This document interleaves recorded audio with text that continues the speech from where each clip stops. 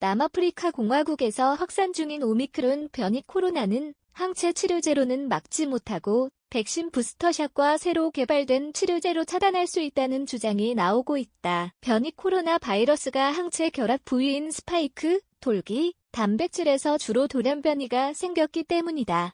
세계보건기구 WHO는 27일 보츠와나에서 발견되고 남아프리카 공화국에서 확산 중인 코로나 세변이 B.1.1.59를 그리스 알파 배신 오미크론이라고 명명하면서 우려, 주요, 변이로 지정했다. 지금까지 오미크론은 남아공과 보츠와나, 홍콩, 벨기에, 이스라엘, 영국, 독일, 이탈리아 등에서 환자가 확인됐다. 스파이크 단백질의 돌연변이, 델타의 2배 과학자들은 오미크론 변이가 백신이나 항체 치료제를 무력화시키는지, 전염력이 더 강한지, 또 감염 증상이 더 심한지는 아직까지 확실하게 말할 수 있는 단계는 아니라고 입을 모은다. 검사 대상이 워낙 적고 전체 유전자 해독에 시간이 걸리기 때문이다. 하지만 세변이 바이러스 가능성이 제기된 이후 미국과 영국, 유럽 각국은 발빠르게 남아공을 포함해 아프리카 8국에서 출발한 외국인에 대해 입국, 비자 발급을 제한하기로 했으며 우리 정부도 27일 같은 입국 제한 조치를 결정했다. 지금까지 나온 정보로도 오미크론이 현재 코로나 감염자의 대부분을 차지하는 델타 변이보다 더 강력한 바이러스일 가능성이 있다고 판단한 것이다. 오미크론 변이는 유전자의 50개 이상의 돌연변이가 생긴 것으로 확인됐다.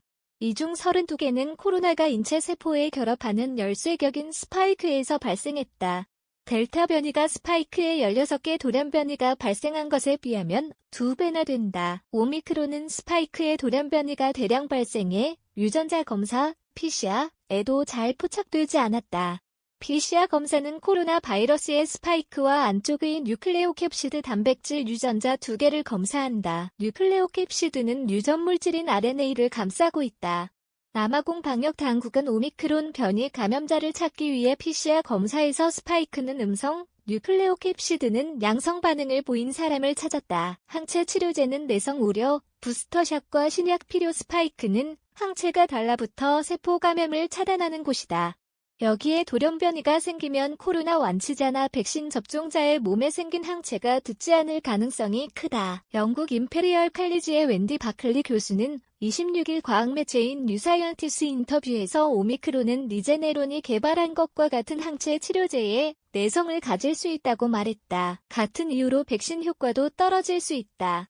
그럼에도 백신은 여전히 오미크론의 예방 효과가 있을 것이라고 과학자들은 전망한다.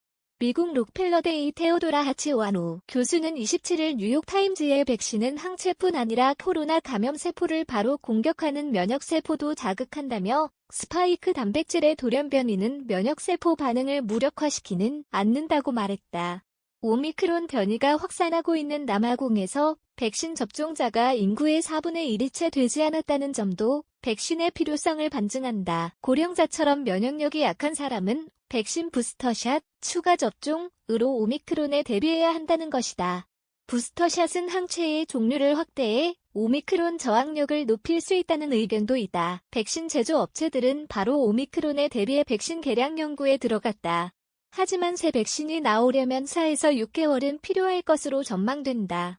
다행히 화이자와 머크가 개발한 코로나 신약은 오미크론 변이에도 문제가 없다. 이들 신약은 스파이크 단백질을 막는 게 아니라 바이러스 복제 자체를 차단하는 원리이기 때문이다. 전염력 더 셀 가능성은 충분. 오미크론 변이는 에이즈 환자에서 시작한 것으로 추정된다. 바이러스가 면역력이 극도로 떨어진 에이즈 환자의 몸 안에 오래 머물면서 다양한 돌연변이가 발생했다는 것이다.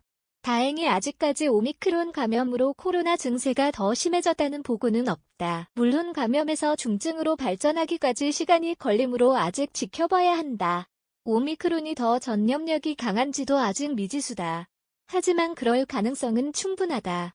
오미크론 변이 환자는 지난 16일 273건에서 일주일 만에 1200여 건으로 증가했다. 그중 80%가 남아공 수도 요하네스버그의 하우텐 지역에서 나왔다.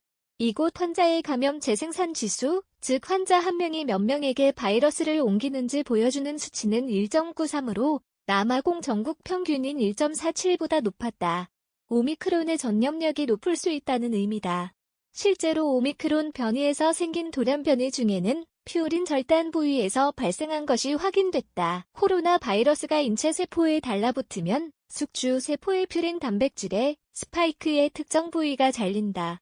그래야 바이러스 껍질 안의 유전자가 숙주 세포 안으로 들어갈 수 있다. 퓨린 절단 부위의 돌연변이는 코로나가 더 잘 퍼지게 돕는다. 오미크론의 퓨린 절단 부위 돌연변이는 앞서 나온 영국발 알파와 인도발 델타 변이와 유사했다. 임페리얼 칼리지의 바클리 교수는 오미크론의 전염력이 델타보다 높다는 것은 생물학적으로 가능하다고 밝혔다. 시 조선일보 조선.com 무단 전제 및 재배포 금지 해당 언론사로 연결됩니다.